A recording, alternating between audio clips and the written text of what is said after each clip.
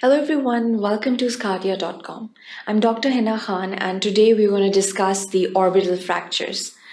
Whenever we discuss the ocular trauma or trauma that is related to the orbital region, we have the osteological structures that are surrounding this orbital region, and then we have the musculature and then the eyeball itself.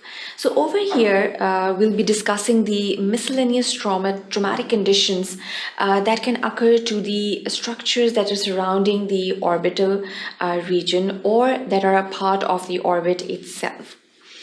So in the very first section, we'll be moving on to the types of the orbital fractures over here.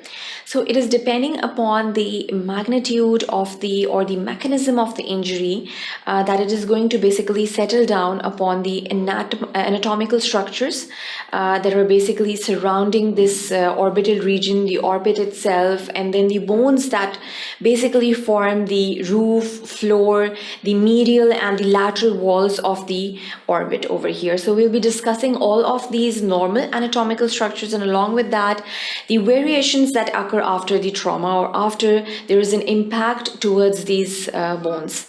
Then we'll be discussing the evaluation of such patients. So whenever you have a patient with orbital trauma or you're suspecting an orbital fracture, how are you going to assess this patient?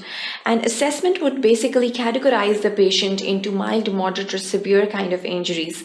And that assessment would basically lay the foundation towards the treatment guidelines that we're going to suggest for that particular patient. And then the blowout fracture. So the most common kind of fractures that we encounter in this orbital region are the blowout kind of fracture, because it's usually an accelerating or a decelerating kind of trauma over here. So that is going to that is going to produce an effect of blowout fractures. So what is the exact definition of blowout fractures?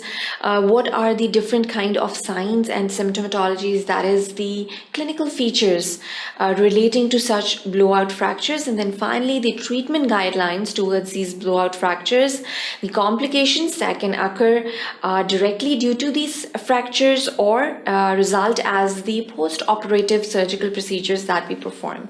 So over here, we're going to sum up with that. And in the second section, we're going to move on to the anterior segment trauma. So any trauma that is occurring to the anterior segment of the eye, that will be discussed over here in this very second section. We'll be focusing on the assessment, the general evaluation of such patients, starting right away from the history taking and then moving on to the clinical examination, the investigations that can be carried out in such patients. One should be well versed with these situations and quite prepared how to deal with such patients. We'll be discussing all of this over here. And then the causative factors that are the most common causes that result in an anterior segment trauma, that will be discussed over here in the second section. The third and the final section, we'll be discussing the miscellaneous conditions that can occur after the trauma to the eye or to the orbit as well. So we'll be discussing hyphema. Hyphema is a sign. It's basically a clinical sign that can be evaluated after a complete examination, and that's quite evident. It's part of the anterior segment trauma. So we'll be discussing the definition, the causative factors, and how do we deal with such hyphema conditions. Then we'll be moving on to the traumatic uveitis. That is, again, we have already gone through the uveitis. That is basically an infectious kind of a state, but all of these infections can result due to traumatic conditions, and one should know how to deal with these conditions. Then we'll be moving on to the lens subluxation. Looking at a lens subluxation and diagnosing on the spot, one should be well versed with the signs and symptoms and the things to notice on clinical examination to diagnose a lens subluxation phenomena. So I hope you want to learn more about this orbital fractures. So do watch the other sections to this lecture as well.